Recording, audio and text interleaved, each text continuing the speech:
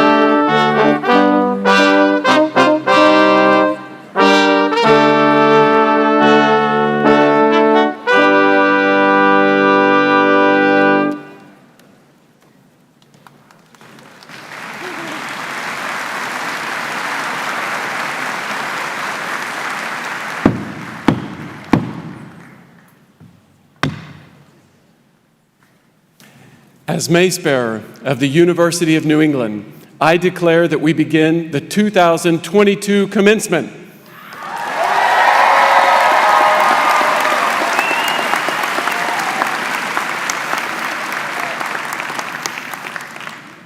Please listen to Jocelyn Bolduc, Bachelor of Science degree candidate in Applied Exercise Science, singing America the Beautiful.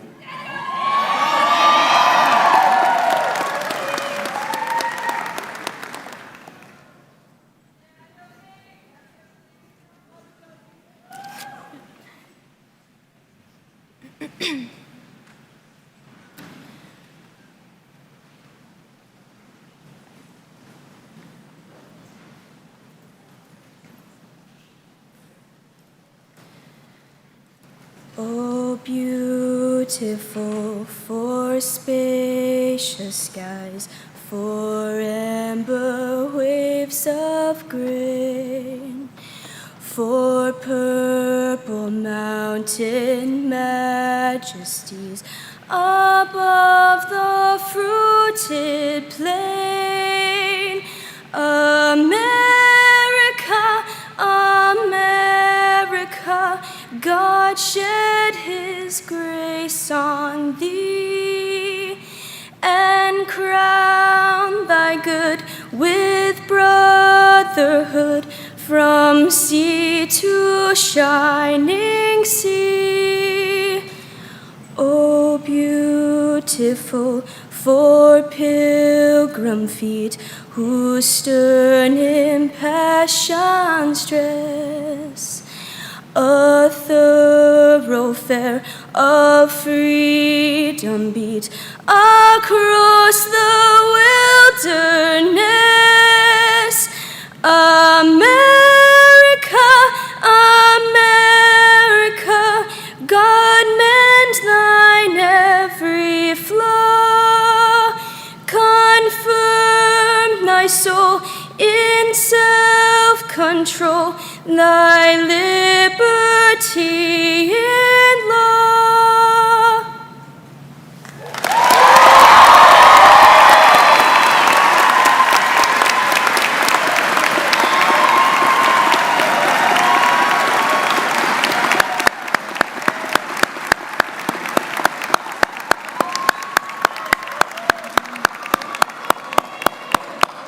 Thank you, Josie. I am now pleased to introduce Mr. Dan McCormack, Chair of the University of New England Board of Trustees.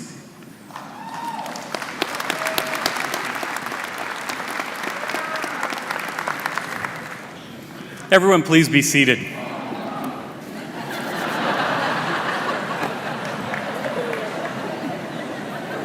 Who knew I could make everyone so happy so fast and early?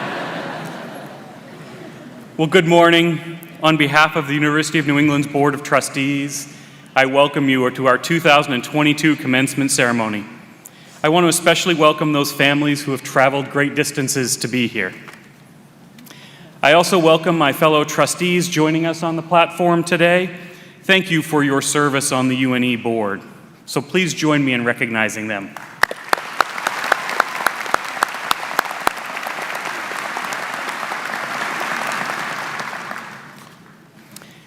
I feel privileged to be able to join you today to celebrate the University of New England's 2022 graduates.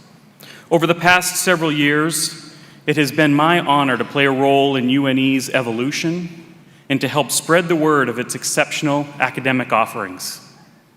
But the highlight of each academic year is our commencement ceremony. It brings us together to celebrate our students' achievements. It's a day of well-deserved pride for our undergraduate and graduate degree recipients, for their families, for their friends, and for the members of the faculty and professional staff who have guided them in their studies. Graduates, while in some ways things in the world today can seem like they're getting back to normal, I want to acknowledge that your journey through your time here has been anything but normal. It wasn't that long ago, after all, that masks were required everywhere we went. We were all taking great pains to stay 6 feet apart from one another. And there was a palpable fear in the air. Despite enormous disruption to your lives through the COVID-19 pandemic, you persevered in your academic studies to get where you are today. No one would have blamed you, given the situation at hand, had you done just enough to get by, to do what you needed to get your diploma and call it good enough. But that's not the Nor'easter way. So many of you went above and beyond what was required of you, not just in the classroom. You gave of yourselves to the planet and to others on the planet, whose voices are not as strong as your own. People in various communities in our area, in our region, in our nation, and around the world. People, in some cases, you have never met and you never will meet. And it's that selflessness in the spirit of UNE students, a spirit that refused to be snuffed out by the global pandemic, that I would like to take a moment to celebrate today. Sitting among you are those who have shown concern for our older population, providing them no-cost dental care, organizing holiday-themed wellness fairs for older residents, and working to make the city of Portland more age-friendly. There are those who gave of their time and talents to the youth population, volunteering for a pediatric COVID-19 clinic, and speaking to 7th grade students about the dangers of opioid use. Others sitting here have made efforts to celebrate minority communities by hosting events commemorating Black History Month, for example, while some have drawn much-needed attention to the connections between racial inequality and environmental issues by holding a week of events on campus on environmental justice and participating in the worldwide climate and justice teach-in. Sitting among you are those who have volunteered to serve meals to the homeless, who have participated in food drives for local pantries, and have assembled hundreds of harm reduction kits for newly released inmates. Others have volunteered at events to introduce adaptive sports to those with physical disabilities, have hosted a suicide prevention awareness fundraiser, and have marched for women's rights. And some of you with global perspective have raised funds for Partners for World Health and fundraised for those impacted by COVID in India. The diploma that you receive today is a wonderful accomplishment, but I hope that years from now, when you reflect on its meaning, you will not only think of the hard work that you put in your academic studies, but also all of the heart that you put in your time at UNE. And now it's my pleasure to introduce someone else who I know shares my pride in all of you. Please join me in welcoming the President of the University of New England, Dr. James D. Herbert.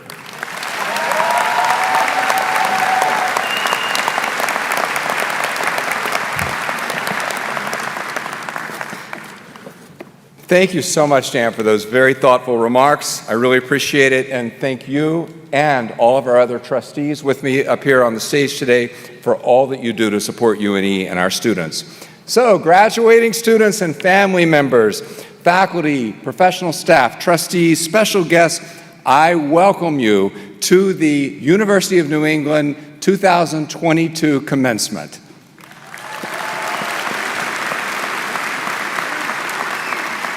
This week, each of our 5 colleges has recognized its graduating students in its own way, but this morning we gather as one university to honor all of our newest graduates and to celebrate their many accomplishments. This is a big day, made even bigger by the fact that this is the first time since May of 2019 that we're able to gather together as one full university for our commencement ceremony. I don't know about you, I think it feels so good to be all together in person as one big Nor'easter family, so I'm just thrilled to be here. And as has become increasingly the case for us in recent years, today's festivities have an international flair.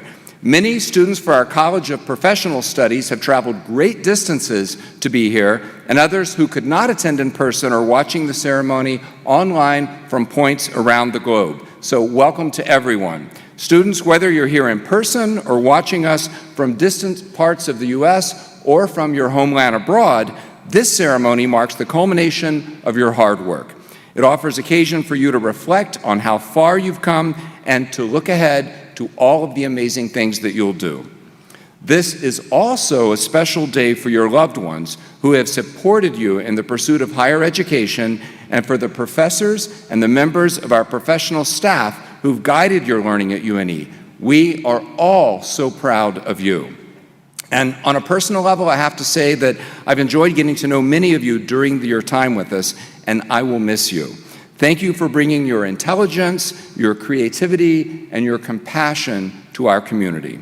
And thank you for rolling with the punches over the past 3 academic years as we stuck together and we weathered the global pandemic, taking whatever measures we could to keep ourselves and our fellow Nor'easters healthy while still engaging in the robust classroom and field work each UNE program requires.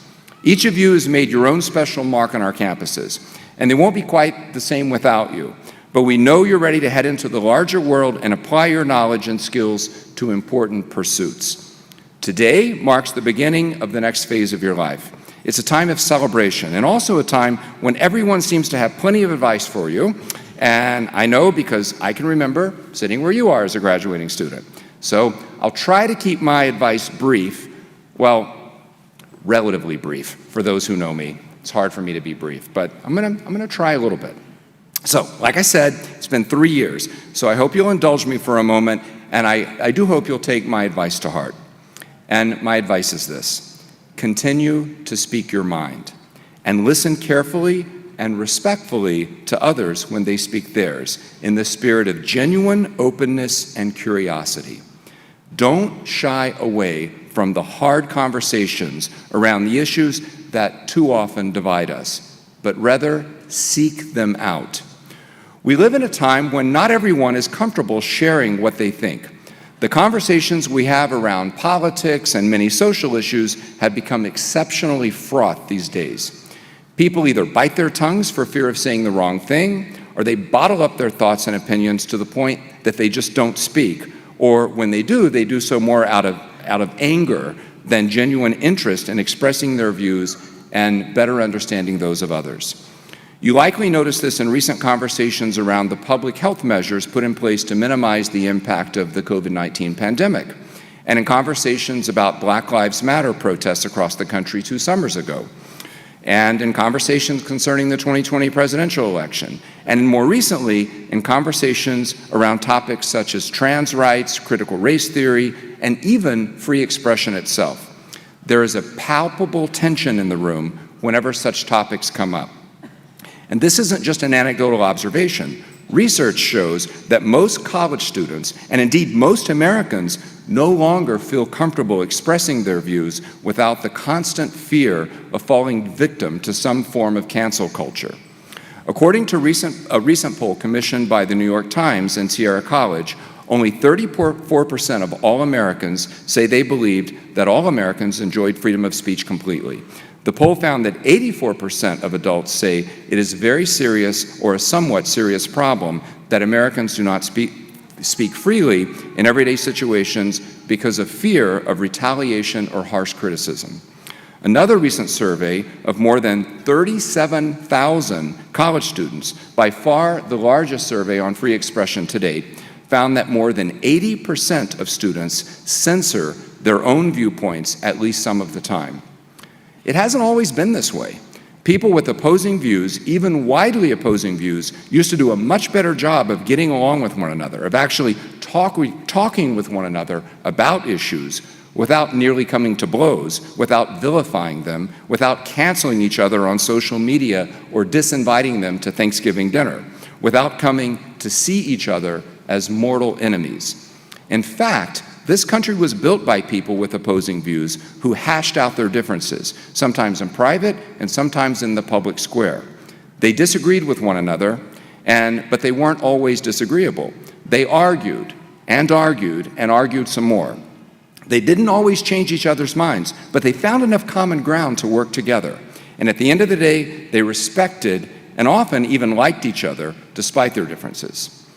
In today's polarized time, that type of respectful idea sharing falls too frequently among members of our political class, fails too frequently among members of our political class. And the talking heads on cable TV and the trolls on social media are only too eager to extend that rancor into our daily lives, dividing us into warring ideological camps in an endless culture war that drives ratings, page views, and retweets. They've created a culture in which people are more interested in being right than in being informed and enlightened. This culture encourages us to depict those with whom we disagree as foolish or even evil, rather than seeking to learn something from them in the spirit of developing a more nuanced understanding of the many problems we face and the most effective solutions to addressing them. So my advice to you is this: don't play that game. Don't be a pawn in their game. Continue to engage with others, especially those with whom you disagree. Embrace the discomfort, the fear, the anxiety that comes from stepping outside your comfort zone. Seek opportunities to converse and interact with people who think differently from you, and do so in the spirit of humility and genuine curiosity. Rather than creating a straw man caricature of your interlocutor's argument that you can easily dismiss, seek instead to create a steel man version of it. That is, the strongest and most charitable interpretation of the position, and then engage with that version. Doing this reflects the intellectual honesty and genuine curiosity that your education has prepared you for.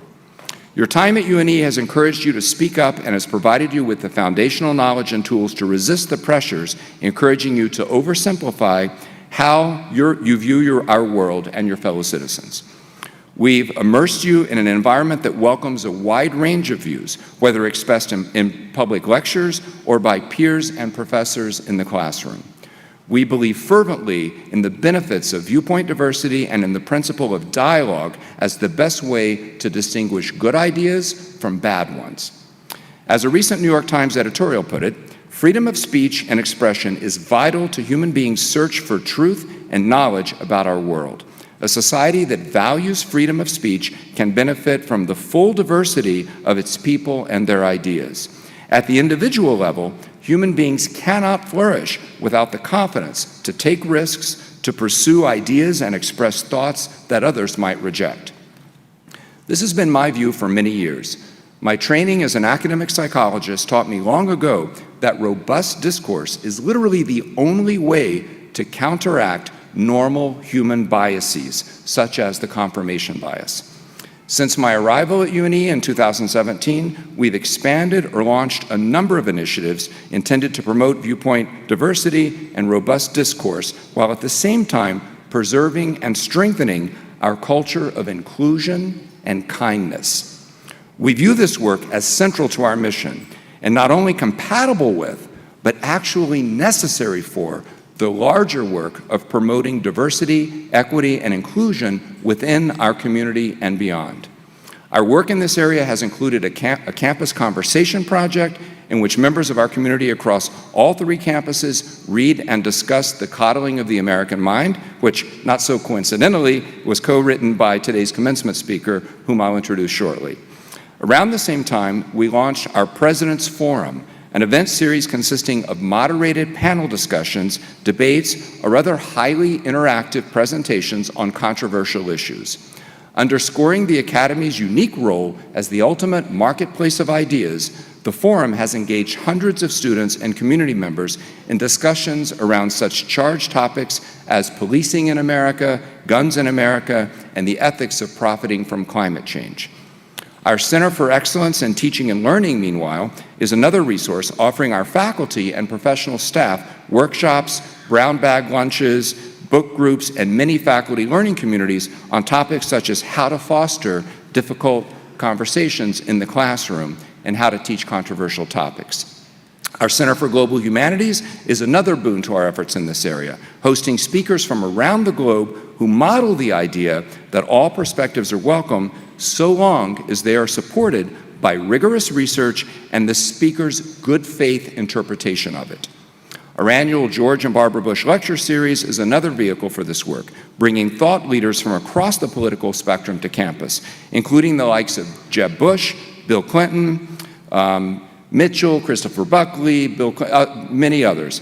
We've hosted national luminaries like Stacey Abrams and Angela Davis to lecture, and events like Maine's 2018 gubernatorial debate between the eventual winner, Janet Mills, and Sean Moody. And we recently created a web page on our university site that articulates our commitment to free inquiry and robust discourse that also includes helpful resources.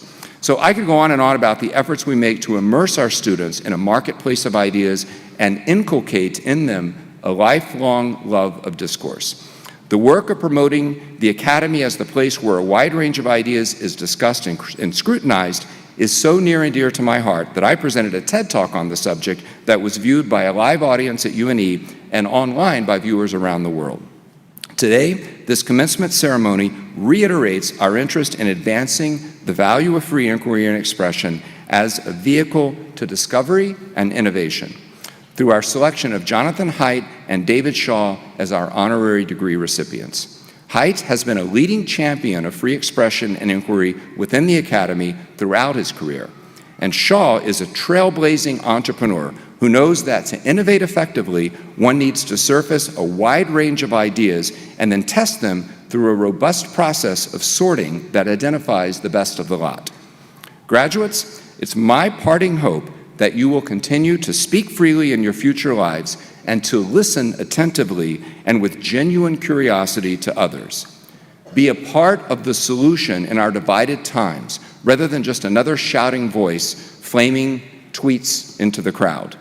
So there, I kept it relatively brief. Now, before I introduce you more fully to our two honorary degree recipients, let us take a few minutes to honor some of the people that have helped you reach this point. Let us recognize the individuals who've been your teachers and mentors in the classroom, the field, the lab, the clinic, on overseas adventures, in shared community service activities, and elsewhere on our campuses. These people have guided your learning and enriched your lives, just as you have enriched theirs. Many are present today and, like me, are very proud of you. I ask the members of our faculty and professional staff to please stand so that we may recognize them.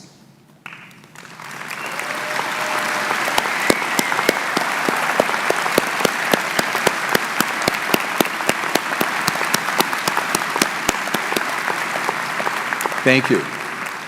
Joining me on the platform are members of UNE's Board of Trustees and Senior Administration. These individuals perform countless service to UNE, assisting in our decision-making and keeping the focus at all times on how we can best prepare our students to succeed. I ask our trustees and senior administrators to please stand and be recognized.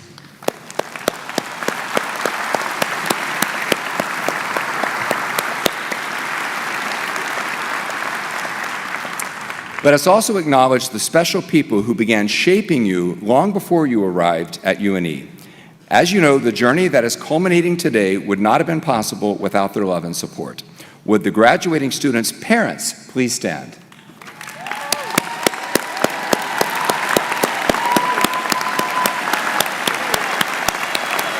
Okay.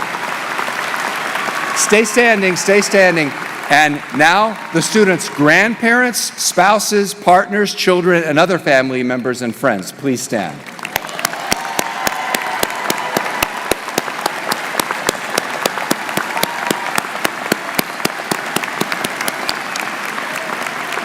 Thank you so much on behalf of your students. At this time, I ask all UNE students and guests actively serving in the United States military and all veterans to please stand.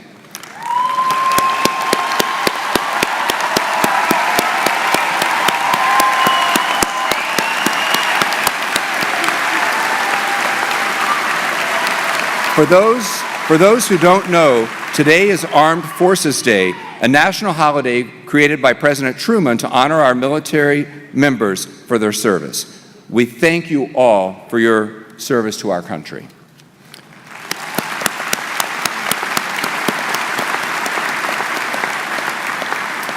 Sadly, not all who began this journey with us have been able to complete it. Let us pause for a moment to remember the friends, family members, and other loved ones who we have lost along the way. They will always be part of us.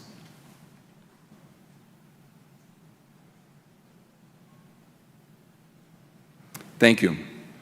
I would now like to ask Provost Karen Pardue to recognize those students who are graduating today with honors.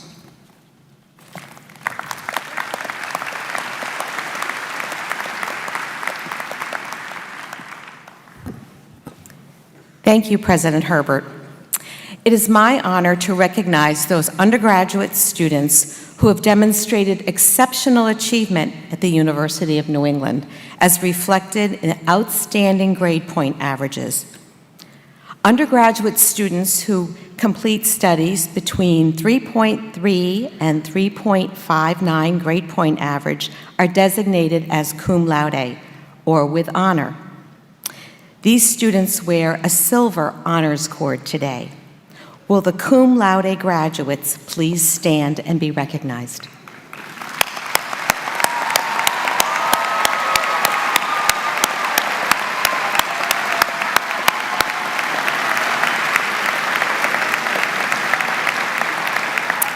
Thank you.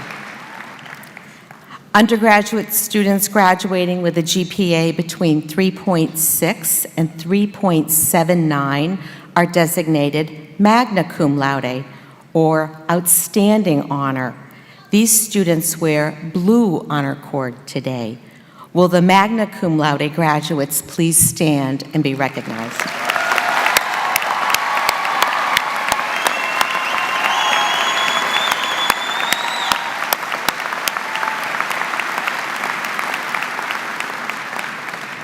Thank you. Undergraduate students graduating with a GPA of 3.8 and higher are designated summa cum laude, or with highest honor. These students wear the gold honor cord today. Will our summa cum laude graduates please stand and be recognized?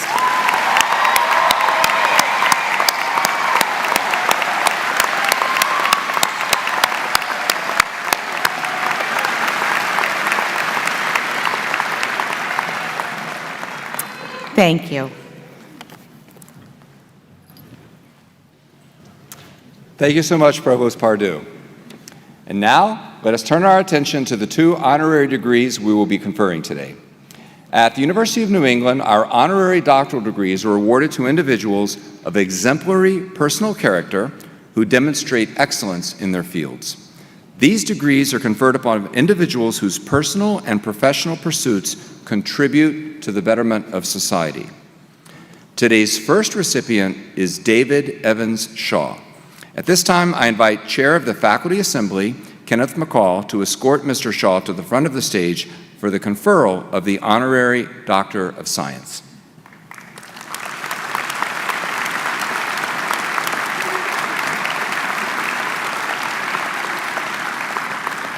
David Evans Shaw, through your visionary career, you have founded some of Maine's largest and most iconic companies, including IDEX Laboratories and Vets First Choice. You have also served as chairman of the board of the Jackson Laboratory, and currently you serve as CEO of Black Point Group.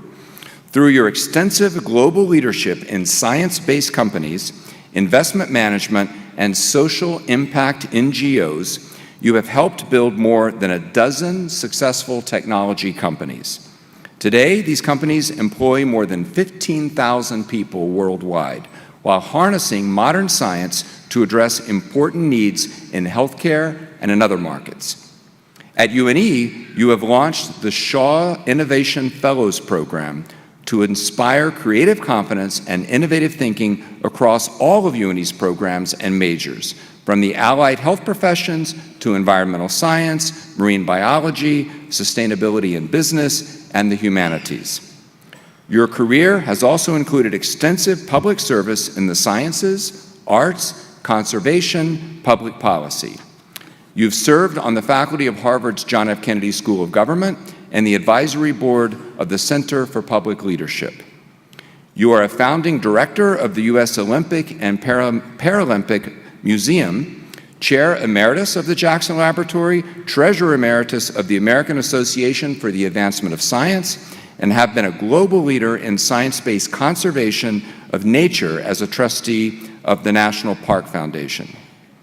David Evans Shaw, we honor your longtime dedication to your field and to the people whose lives have been touched by your vision. Therefore, by virtue of the authority vested in me by the Board of Trustees of the University of New England, I do hereby confer upon you the degree of Doctor of Honorary Science with all of the honors, privileges, and responsibilities which here and everywhere pertain to this degree.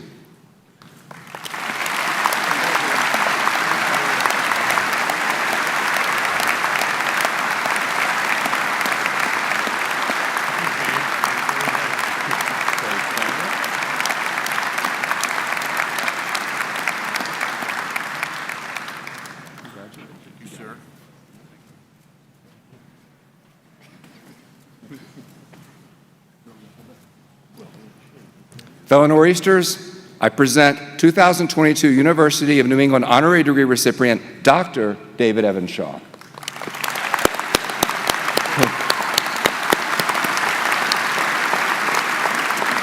At this time, we will confer another honorary degree, this one to our 2022 commencement speaker, Jonathan Haidt. I invite Chair of the Faculty Assembly, Kenneth McCall, to escort Dr. Haidt to the front of the stage for the conferral of the Honorary Doctor of Humane Letters.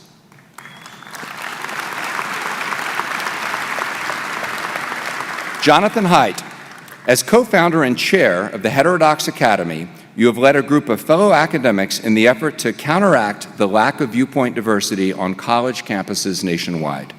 In your role as Professor of Ethical Leadership at New York University's Stern School of Business, you have modeled this commitment by considering all sides of issues before drawing any conclusions.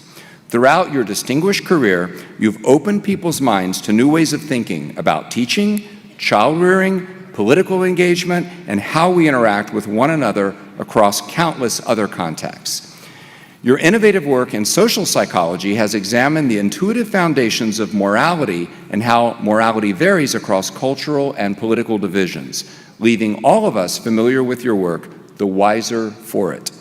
You've authored 2 New York Times bestsellers, The Righteous Mind and Coddling of the American Mind, and we eagerly await your forthcoming book, Life After Babel, Adapting to a World We Can No Longer Share, which will explore how social media has altered the social operating systems of people, institutions, and democracies in ways that may lead to civic failure unless we make major changes.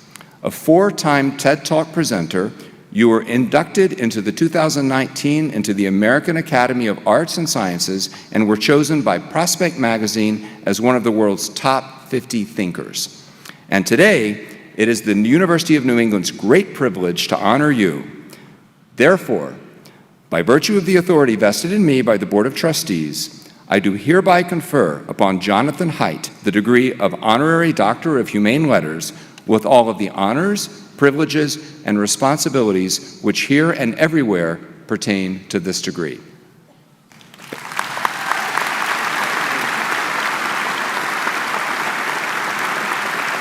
UNE graduates, friends, family members, please welcome the 2022 University of New England honorary degree recipient and today's commencement speaker, Dr. Jonathan Haidt.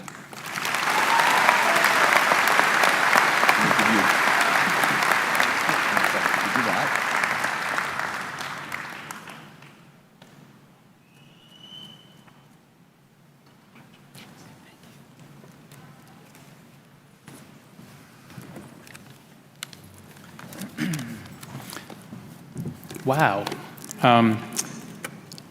Given what President Herbert said about the values of UNE, given what I've read about it, I can hardly think of a university that I would rather have an honorary degree from. As you'll see from my remarks, there's an incredible match between what I've been studying, what I think we need to do as a country, and what you've been doing here at UNE. The only thing that gives me pause is, how am I going to get that thing home on the plane? I didn't realize that I was going to get this big glass thing. Nobody warned me about that. But I'm honored to have it, and I'll get it home somehow. Okay, so I graduated from college in 1985, I graduated into a world that was prosperous and fairly stable and fairly boring compared to other times. I looked back at people who graduated 10 or 15 years before me, and it was such an exciting time to be in college, and protests and revolution and war and new ideas in the 60s and 70s. And I felt I graduated into a very boring time. You don't have that problem. You're graduating into a time of war and looming recession, and extraordinary protest and change, and extraordinary internal conflict and fragmentation. That's what I've been writing about in recent years. Now, you're not the first generation to graduate into interesting and difficult times. I think those who graduated in the late 1960s and the late 1930s had a similar kind of world to go into. But you are graduating with a particular disadvantage that no previous generation had, which is that your generation, for those of you born especially after 1995, your generation was vastly overprotected, and then given social media in middle school. And the combination of those two things, I believe, is the major reason why rates of depression, anxiety, self-harm, and suicide are up by between 50 and 100% just since 2010. Something is going very wrong with many people in your generation, in Gen Z. And of course, there's huge individual variation. I'm not saying this is true of any one of you, but when we look at the statistics across time, something went really, really wrong in 2012, and ever since then, all the rates are skyrocketing. Now, I can show you just how radically your childhood is different from any previous human childhood with this little demonstration. I've never tried it in such a big setting, but let's see how it goes. I'm going to ask each of you the age at which you were let out. What I mean by that is, at what age, how old were you when you could walk out the door, bye mom and dad, you meet a friend, you go to a park, you go to a candy store, you're riding your bike, no adult supervision. At what age could you do that? Don't say anything yet. Your choices should be either 6, 8, 10, or 12. 6, if it was like first grade, roughly first or second grade, you would say 6. If it wasn't until 5th grade, you would say 10. So 6, 8, 10. If it wasn't until around 7th grade that you were let out, no supervision, do what you want, then you should say 12. Okay, so think of your number, 6, 8, 10, or 12, which is the closest to the age. And I'm going to have you answer in 3 groups. So first, let's take Gen X and older. That is, if you were born in 1981 or before, please raise your hand high right now. Gen X and older. Okay, so it's the parents primarily in the stands, and a few of the students. Okay, so just you. What I'm going to do is I'm going to sweep my finger around like this, and when I point to your section, I want you to call out really loud. Call out your number: 6, 8, 10, or 12. Okay, let's do it. So call it out real loud.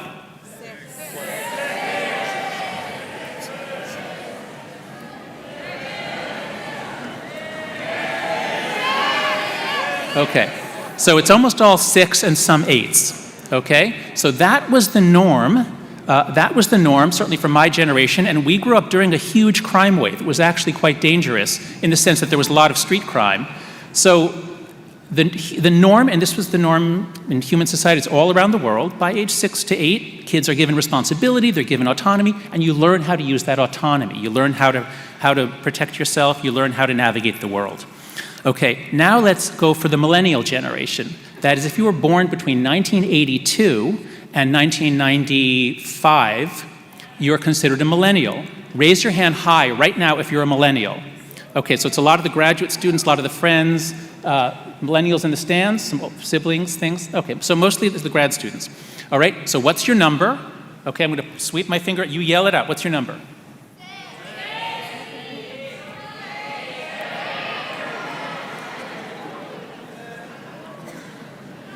Okay, so the millennials are in the middle. We get some 6s, we get some 8s and 10s. The millennials are the transitional generation. Most millennials, especially the older millennials, were given some freedom to practice maturity, to practice dealing with conflicts for themselves. Now let's talk about Gen Z. So if you were born in 1996 or later, please raise your hand high right now. Okay, so almost all the undergrads and some people in the stands. Okay, what is your number? Now listen closely.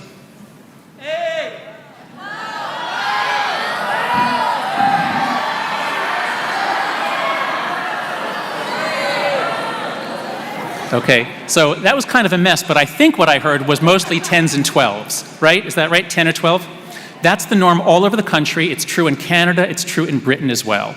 Something happened. The crime rate plummeted in the 90s, things got really safe, but we all freaked out about child abduction, and we thought you'll get hit by cars. Every previous generation learned how to cross the street, and yours was not allowed to until you're 12. So we did this for your benefit. We were trying to protect you, and we messed up. We messed up. Because a normal human childhood requires, as President Herbert was saying, challenge, exposure, conflict. You have to have all those things. You have to have huge amounts of them. And this, I believe, is the major reason, along with early exposure to social media, that your generation has been weakened. Your generation is weaker and more fragile than previous generations. Now, this is not your fault. I'm not trying to insult you. I'm trying to call attention to the fact that you still have a lot of growing to do. And that started here at University of New England. Had you gone to another school, you would have been protected from any stress, from any bad ideas. You would have been protected all the way through, and you'd have even more growing to do. So you have a head start because you came here rather than other places. I cannot tell you how rare what President Herbert was talking about, what's been done at UNE, I cannot tell you how rare that is in the United States since about 2014. We used to do things like that. We stopped around 2015, 2016 at most schools. Now, I'm here not just to make you feel bad or shocked or inadequate. I'm here to actually tell you what you can do about it. How can you keep growing? How can you overcome the obstacles that your caring parents put in your way? So I teach a course at NYU called Work, Wisdom, and Happiness. I teach in the business school. It's a course for MBA students who, they're mostly in their late 20s. They've been working really hard. And it's like, how do you flourish? Like, accounting and strategy, but how do you flourish? That's what the course is about. And I'm going to give you the 7-minute version of the course. Well, let's see how it goes. So the course, I've restructured it recently around the theme of stronger, smarter, more sociable. If you can make yourself stronger, smarter, and more sociable, then you will be more successful at work and in relationships, in love. And if you are more successful at work and in your relationships, then you will be happier. That is guaranteed. So how do you do that? How do you get stronger, smarter, and more sociable? Ancient wisdom in modern psychology has been consistent in its advice for thousands of years. If you want to get stronger, the key idea is called anti-fragility. Think about it. A wine glass is fragile, so we don't let kids play with a wine glass because they'll drop it and it breaks. We give them sippy cups. We give them plastic. Plastic is not fragile, it's resilient. If a kid drops a plastic cup, it doesn't break, but it doesn't get better, right? There are a few things in the world that get better when you drop them, that have to get dropped repeatedly in order to unfold, in order to develop, in order to get strong. We've all learned about how the immune system works. If you protect your kid's immune system, no dirt, no germs, no bacteria, you cripple it because the immune system is anti-fragile. The immune system requires threats and challenges and vaccines to trick it to get stronger. Well, human beings are anti-fragile, and if we protect human beings from adversity, risk, teasing, threats, the fear of getting lost, if we protect them, they don't get to develop. So we are all anti-fragile by nature. You are still developing. Look, some of you, of course, had tough childhoods. I'm generalizing here. I'm not saying you were all overprotected. Obviously, there's a huge range of experience here. But on average, American children and British and Canadian children have been overprotected. So what can you do?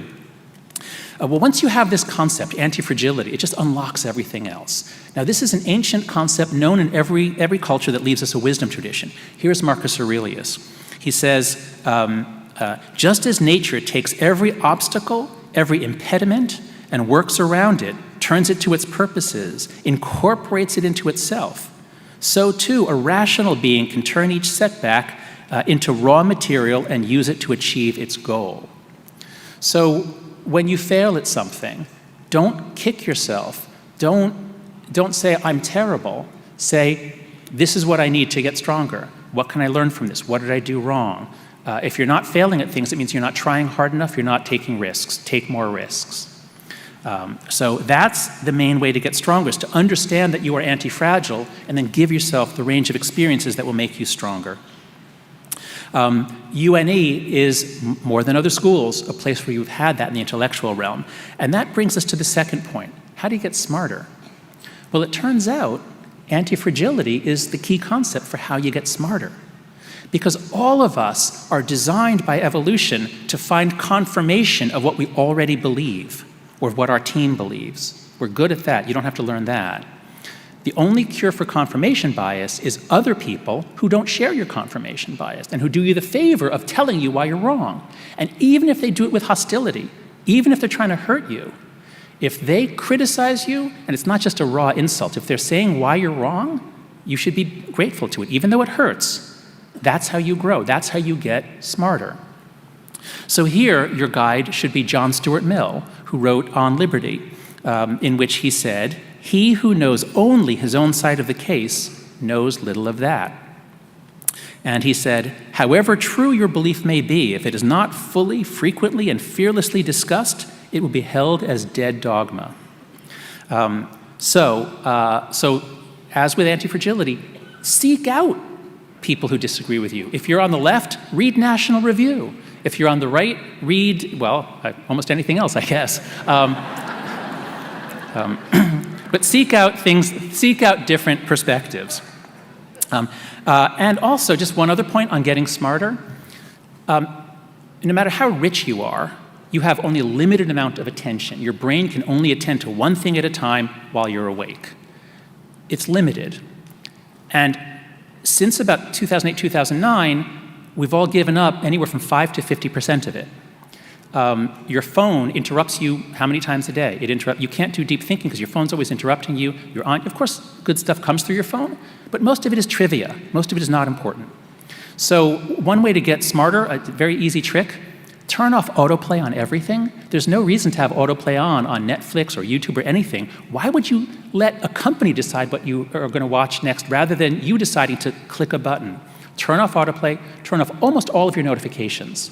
You don't need almost any of those notifications. All of them interrupt your thinking, and then you can't get back to what you were doing for several minutes. So beware of what these things are doing to us. They are making us dumber. Finally, the third point, how to get more sociable. Now here, let Dale Carnegie be your guide. Dale Carnegie, the guy who wrote that book in the 30s, How to Win Friends and Influence People, it is completely brilliant. It will make you more successful in everything. It is my top recommendation to everyone in this room. Dale Carnegie, How to Win Friends and Influence People. Classic insights. And here's the central lesson. Try honestly to see things from the other person's point of view. It's that easy. I mean, there's hundreds of other tips, but that's the central idea. We are so good at knowing what we think, what we want, what I'm going to say. Yeah, you're talking, I see your lips moving, but I'm just waiting until I can say what I want to say, because I want to show how smart I am. That's a formula for not growing. That's a formula for people thinking you're a jerk. If you actually want to grow and have people not think you're a jerk, look at it from their point of view. Listen to them. As President Herbert said, speak your mind, but there's no point in you ever speaking your mind if you haven't listened to anyone. So, how to become more sociable. Okay, and also on being more sociable, the more connected a generation is, the lonelier it is. The more time you spend on your phone, the lonelier you are. This is what the data shows. Because human beings evolved to have face-to-face contact. We evolved for that, we're trying to learn it. Every moment you spend here is a moment when you're not growing, you're not becoming more sociable. And there's a wonderful, beautiful and frightening phrase from MIT researcher Sherry Turkle, who writes a number of books about what technology is doing to us. She says, because of our phones, we are forever elsewhere. Think about that. Right now, you can't pull your phone out because it's like covered by your hood, your gown. But if we were in class, how many of you would have your phones out? If you were out with your friends, how many of you would have your phones out? All of that means you're not really there. You're not fully there. So if you want to be more sociable, if you want to connect with people, if you want to be successful in social life, put away the phone. Limit your time on it to the times when you can be fully on the phone and otherwise be fully with people. Okay, so that's my advice, how to become stronger, smarter, and more sociable. Now, it's a common joke among commencement speakers that none of us can remember who our own commencement speaker was. And so there's, of course, a very high chance that you'll have no recollection of what happened here today, and this will all have been for naught. But a little trick that I've done as a teacher is I find if you make people do something a little bit odd and emotionally awkward, they remember it more, because our memories are very much structured by emotion. So here's what I'm going to ask you to do. I'm going to ask you to repeat 3 phrases with me, and I'm going to ask you to stand. Only those who are graduating today. If you are graduating today, please stand right now, if you're able. Stand right now. I know this is going to make it awkward because I'm going to ask you to shout something really loud. So I'm going to say a sentence. You don't have to say it. This is not an authoritarian graduation. You have your choice. But I'm going to say a sentence, and then if you endorse it, I want you to say it really loud after me, okay? Here's the first one. I want to be stronger, so I seek out challenges and learn from failure. 1, 2, 3. I want to be stronger, so I seek out challenges and learn from failure. Okay, number 2. I want to be smarter, so I seek out different viewpoints. 1, 2, 3. I want to be smarter, so I seek out different viewpoints. Okay, good, that guy who was yelling. Okay, let's really yell this one.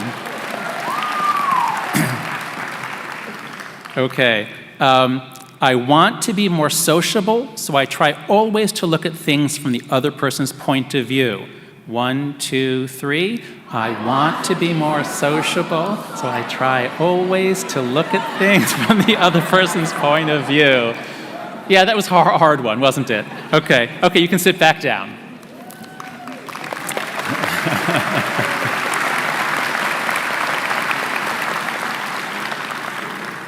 Okay, so in conclusion, you're graduating into a world that is going mad. But your education here at UNE has given you tools to deal with it and to flourish despite that. Now, I'm going to end with the most beautiful sentence I have read in this year, which really speaks to me, and I've put it, every morning I read either Stoic writings or Buddhist writings and reflect on, which is a Stoic practice, to have a morning practice to sort of start your day off right, thinking about what matters. And I found this incredible sentence from Joseph Campbell, who was a scholar working especially in the 80s and 90s. He was one of the greatest scholars of mythology. He was a mythologist, Joseph Campbell. And he wrote books like The Hero's Journey. And in summarizing what he learned from reading the world's wisdom literature and all the great epic poems and the stories, the Mahabharata and the Iliad and the Odyssey and all the great stories, he says, the wisdom is this, quote, participate joyfully in the sorrows of the world. We cannot cure the world of sorrows, but we can choose to live in joy. The warrior's approach is to say yes to life, yea to it all. And yea is Y-E-A, like yea or nay. It's not like yay, it's Y-E-A. It's like you're saying yes to life. So I want to make you repeat one final line. You don't have to stand for this one. But I want you to really shout this one out. Shout at the top of your lungs. Everybody, not just the graduates, everybody, if you endorse this, I want you to shout out this phrase, yes to life, yea to it all. 1, 2, 3, yes to life, yea to it all. Congratulations.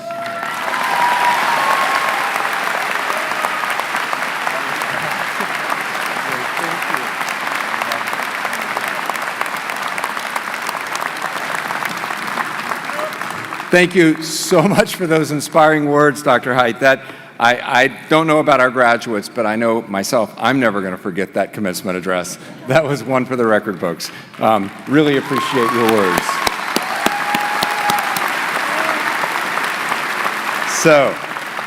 Okay, now graduates, at this time, I would like to ask Provost Pardue to introduce the presentation of degrees to the candidates.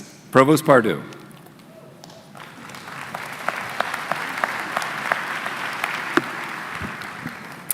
As we begin the introduction of degree candidates and conferral of degrees, we ask that everyone in the audience please hold their applause until we have recognized and awarded all degrees from the respective colleges.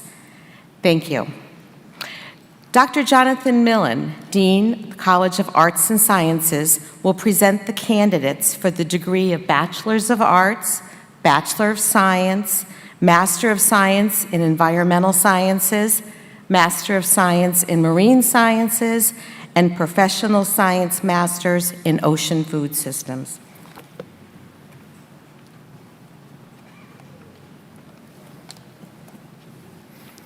Will the candidates in the College of Arts and Sciences for the degrees of Bachelor of Arts and Bachelor of Science please rise and remain standing? President Herbert, as Dean of the College of Arts and Sciences, I am privileged to present to you the University of New England College of Arts and Sciences outstanding undergraduate degree candidates for the year 2022. These scholars assembled here have qualified in all respects for degrees by completing the curricula offered by the University of New England. The faculty and Board of Trustees have recommended that they be awarded their bachelor's degrees in recognition of their accomplishments. By virtue of the authority vested in me by the Board of Trustees of the University of New England and by vote of the faculty, I do hereby confer upon you the appropriate bachelor's degree with all of the rights, privileges, and responsibilities appertaining thereto. Welcome, graduates, to the Fellowship of Credentialed Scholars. You may be seated.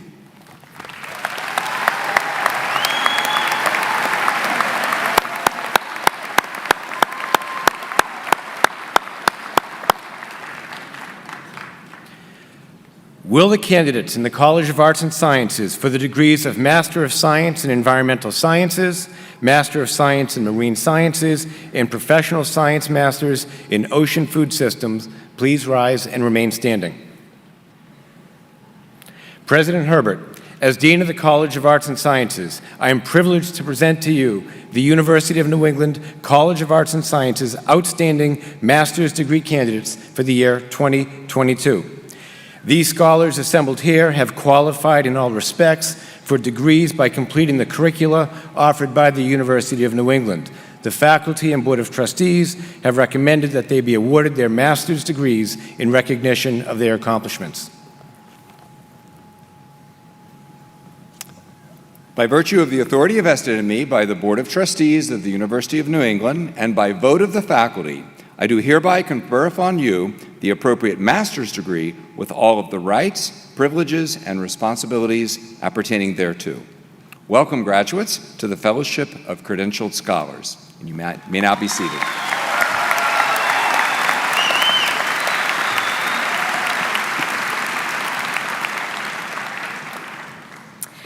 Dr. Sally McCormick Tutt, Interim Dean of the Westbrook College of Health Professions, will present the candidates from her college.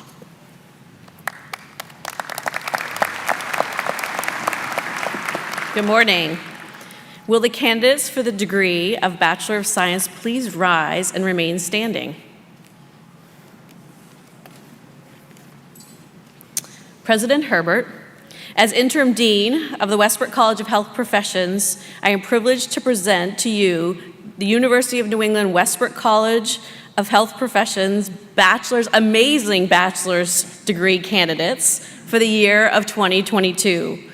These scholars assembled here have qualified in all respects of the degree by completing the curricula offered by the University of New England. The faculty and Board of Trustees have recommended that they be awarded their degree in recognition of their accomplishments.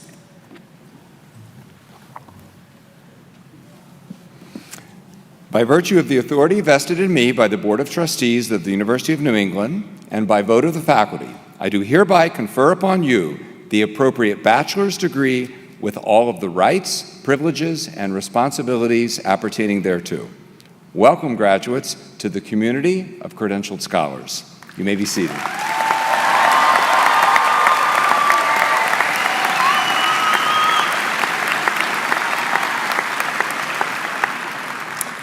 Will the candidates for the degrees of Masters of Science in Athletic Training, Master of Science in Nurse Anesthesia, Master of Science in Occupational Therapy, Master of Science in Physician Assistant, and Master of Social Work please rise and remain standing?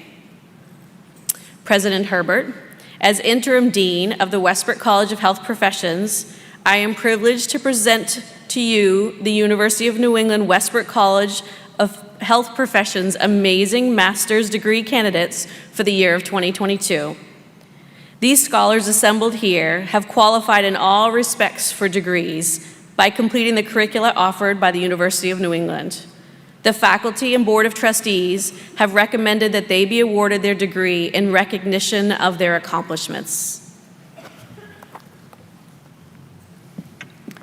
By virtue of the authority vested in me by the Board of Trustees of the University of New England and by vote of the faculty, I do hereby confer upon you the appropriate master's degree with all of the rights, privileges, and responsibilities appertaining thereto. Welcome, graduates, to the community of credentialed scholars. You may now be seated.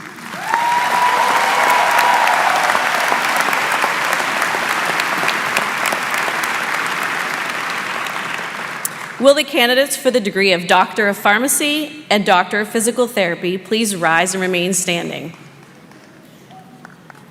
President Herbert, as Interim Dean of the Westbrook College of Health Professions, I am privileged to present to you the University of New England Westbrook College of Health Professions Doctor of Pharmacy and Doctor of Physical Therapy degree, amazing degree candidates for the year of 2022. These scholars assembled here have qualified in all respects for degrees by completing the curricula offered by the University of New England. The faculty and Board of Trustees have recommended that they be awarded their degree in recognition of their accomplishments. I'm glad you didn't leave out the amazing. I know That they was good. are amazing. Yeah, amazing. Okay. By virtue of the authority vested in me by the Board of Trustees of the University of New England and by vote of the faculty, I do hereby confer upon you the appropriate doctoral degree with all of the rights, responsibilities, and privileges appertaining thereto. Welcome, graduates, to the community of credentialed scholars. You may now be seated.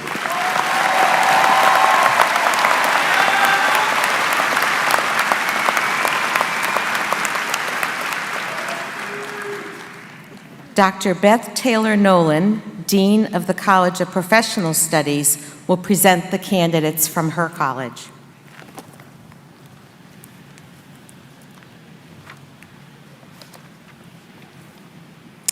Will the candidates for the degrees of Master of Science in Applied Nutrition, Master of Science in Education, Master of Science in Health Informatics, Masters of Healthcare Administration, Masters of Public Health, and Master of Social Work please rise and remain standing? President Herbert, as Dean of the College of Professional Studies, I am privileged to present to you the University of New England College of Professional Studies master's degree candidates for the year 2022. These scholars assembled here have qualified in all respects for degrees by completing the curricula offered by the University of New England. The faculty and Board of Trustees have recommended that they be awarded their degrees in recognition of their accomplishments. By virtue of the authority vested in me by the Board of Trustees of the University of New England and by vote of the faculty, I do hereby confer upon you the appropriate master's degree with all of the rights, privileges, and responsibilities appertaining thereto. Welcome, graduates, to the community of credentialed scholars. You may now be seated.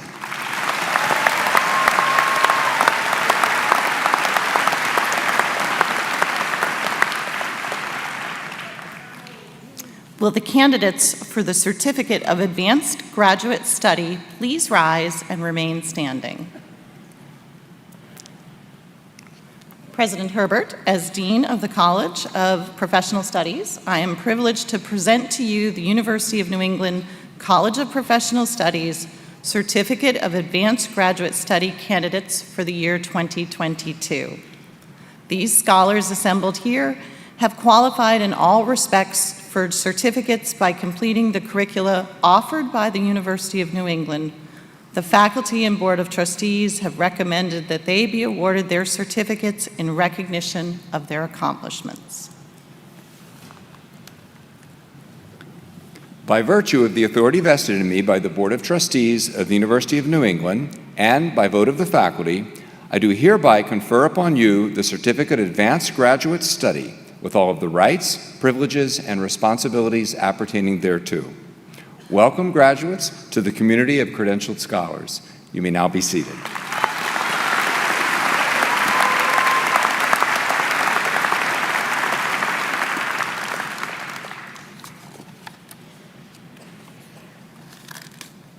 And finally, will the candidates for the degree of Doctor of Education please rise and remain standing? President Herbert, as Dean of the College of Professional Studies, I am privileged to present to you the University of New England College of Professional Studies Doctor of Education degree candidates for the year 2022. These scholars assembled here have qualified in all respects for degrees by completing the curricula offered by the University of New England. The faculty and Board of Trustees have recommended that they be awarded their degrees in recognition of their amazing accomplishments.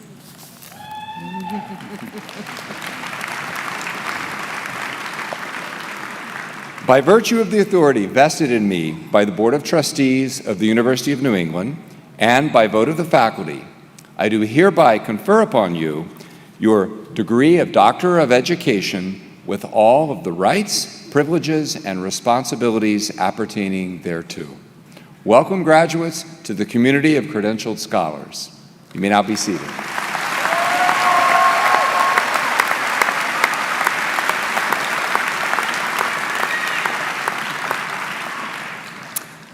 Dr. Nicole Kemez, Interim Dean for the College of Dental Medicine, will present her candidates. Good morning. Will the absolutely amazing candidates for the degree of Doctor of Dental Medicine please rise and remain standing? President Herbert, as the most proud Interim Dean of the College of Dental Medicine, I am so privileged to present to you the University of New England College of Dental Medicine Extraordinary Doctoral Degree Candidates for the year 2022.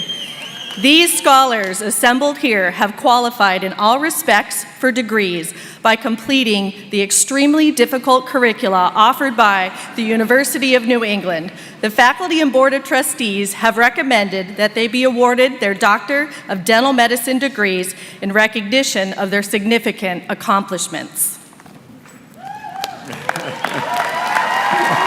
Okay. Now, I see where this is going. This is what you call a little dean rivalry going on up here. All right.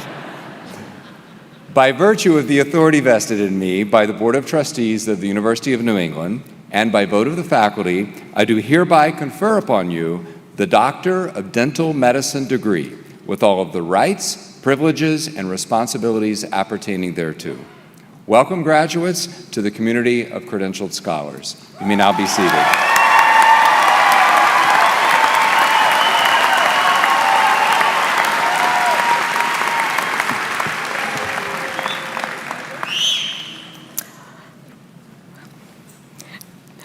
Dr. Jane Carrero, Dean of the College of Osteopathic Medicine, will proudly present her graduates from her college. And hang on. Challenge. Will the extraordinary candidates for the degree of Doctor of Osteopathic Medicine please rise and remain standing? Thank you. President Herbert, I am so privileged to be the Dean of the College of Osteopathic Medicine, and it is my extraordinary honor to present to you the University of New England College of Osteopathic Medicine doctoral degree candidates for the year 2022. These scholars assembled here have spent the last 4 years with their thought-provoking ideas challenging my confirmation bias.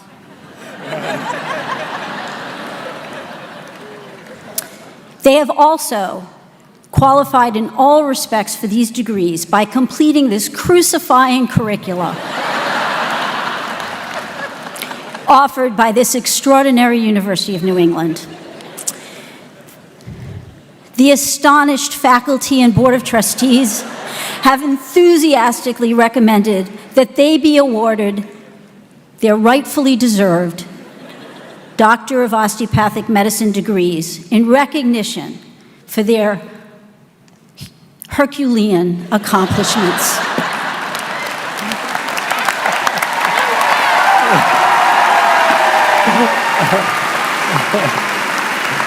Well done. Okay, well done. Can't wait to see what's And ad-libbed. Can't wait to see what's going to happen next year. This is, I think that the gauntlet is down. So, by virtue of the authority vested in me by the Board of Trustees of the University of New England and by vote of the faculty, I do hereby confer upon you the Doctor of Osteopathic Medicine degree with all of the rights, privileges, and responsibilities appertaining thereto.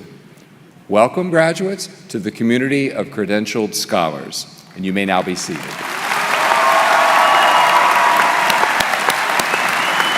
And a big congratulations to all of the University of New England 2022 graduates.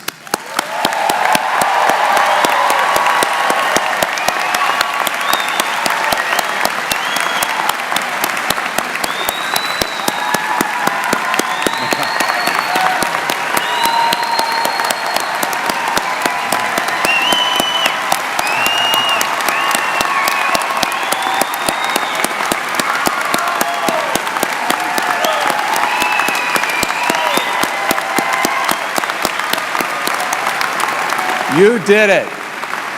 You all did it. I'm so proud of you.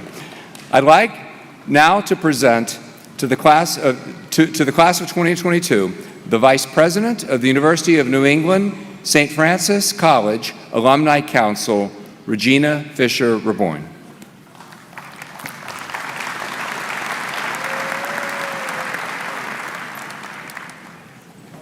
Thank you, James.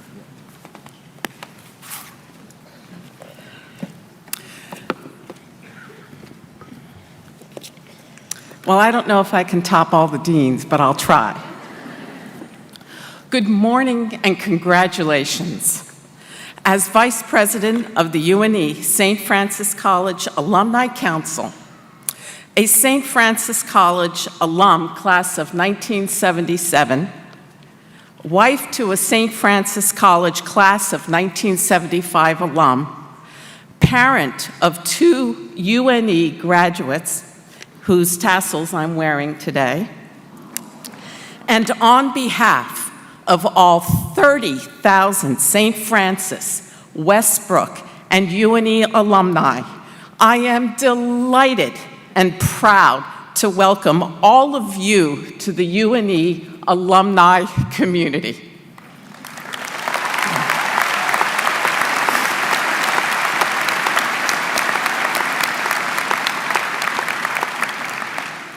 Graduation may feel like you are leaving behind a close-knit community of friends and classmates you have developed over the last several years. But in truth, you are beginning a new phase in your relationship with UNE. The moment you stepped on campus, you became part of something bigger. Bigger than you, bigger than your class, or even your program or college. You are part of a broad and thriving UNE community that includes alumni in every state and across the globe. A remarkable trait of the UNE community is that this is a group of people who are not afraid of change. We are eager to do things differently, to solve the problems in our communities and the world. We are also people who recognize change in ourselves and to our perspectives, challenging ourselves to continue growing and learning. When hurdles and unforeseen changes lie before you, know that you can rely on your Nor'easter community to support you. UNE attracts and graduates forward-thinking problem solvers, and you can count on this institution to be the continually evolving. When I graduated 45 years ago, and it's just about this weekend, it was on the Biddeford campus, overlooking the Saco River estuary and the kiosk at the point. Then, UNE was a different place than the one you are leaving today. However, Instead of feeling fearful of change and ruminating over the good old days, I am filled with pride when I see and experience these positive innovations. I see the opportunities UNE provides for students now and the impact you will make in the world because of these and future opportunities. As your family and friends celebrate this important milestone with you today, please remember your connection to the UNE community does not end here. It will only grow stronger in the years to come. And to make your entrance into the UNE community official, alumni community official, I will now ask that you join me in the turning of your tassels. Congratulations to all the alumni here today.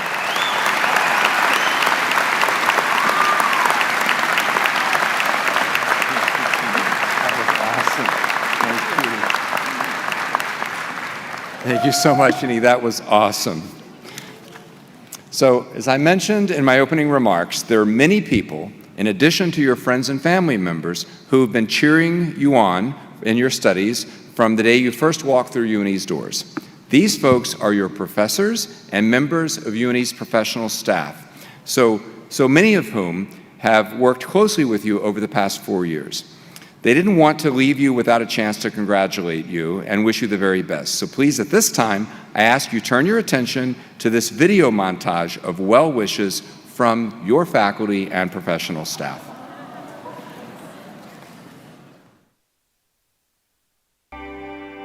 You are here after 4 long years, working your butt off. We are so proud of you. Y'all have seen so much change. The last 2 years haven't been easy, but you've all persevered. You are the first graduating students from a university in 100 years that have dealt with what you've had to address the last 2 years. I don't doubt the amazing possibilities and the impacts that you guys are going to make on your patients' lives. The things you learn here will forever shape your destiny and the future of your communities. You've put in the hard work, and I think that you are going to go out and change the world. I can't wait to see what you do next. Now go out there and be the best change agents you can be. We look forward to seeing all that you accomplish. Congratulations, graduates, especially those of you who have served in our armed forces during your time as a student. We are grateful and thank you. And a special congratulations to our UNE online graduates. On behalf of everyone in the School of Pharmacy, especially the graduates from my crab lab, especially our nursing students. The Physician Assistant Program is very, very proud of you. On behalf of the School of Biological Sciences. Hello, BSW students. On behalf of Graduate and Professional Student Affairs, I'd like to congratulate all the students in the School of Marine and Environmental Programs. I want to send a special congratulations out to our largest graduating class of Marine Affairs students. You are my rock stars. Remember that kindness, gentleness, being humble, always willing to learn from your mistakes, and listen. These are the qualities and the hallmarks of good physicians, good people in general. So remember that. Remember to keep thinking, reading, writing, and of course, creating. Just remember to do all things with great love. Lift each other up. You have made some tremendous friendships during your 4 years here. Keep those friendships close and cherish them forever. Please keep in touch and let us know what you're up to. It's our favorite thing to hear from alumni. Don't forget, when you're in the neighborhood and you're back in Maine, feel free, stop by our office. I will still have my candy dish on my desk if you need a snack. And just remember that no matter where your journeys take you, you always have a home here at UNE. And I'll miss you. Go out there, whether it's the job, the home, the family. Dream that future and go get it. We love you all. Remember to bring that Nor'easter grit, greatness, resilience, integrity, and tenacity wherever you go, and you will leave this world a better place. Congratulations, class of 22. Congratulations to the class of 22. Congratulations, class of 22. Congratulations, class of 22. These are some good times, so take a good look around. You may not know it now, but you're gonna miss this. Congratulations, 22. Congratulations, class of 22. Congratulations, class of 22. We're so proud of you. I can't not say that.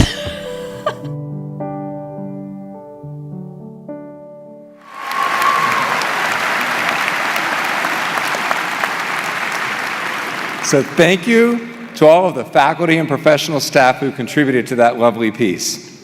And now, I declare this 187th commencement ceremony of the University of New England to be officially adjourned. As the academic procession begins, I ask the audience and our graduates to please remain standing until all members of the platform party and faculty have left the area. Congratulations again, and thank you all for joining us on this most memorable day.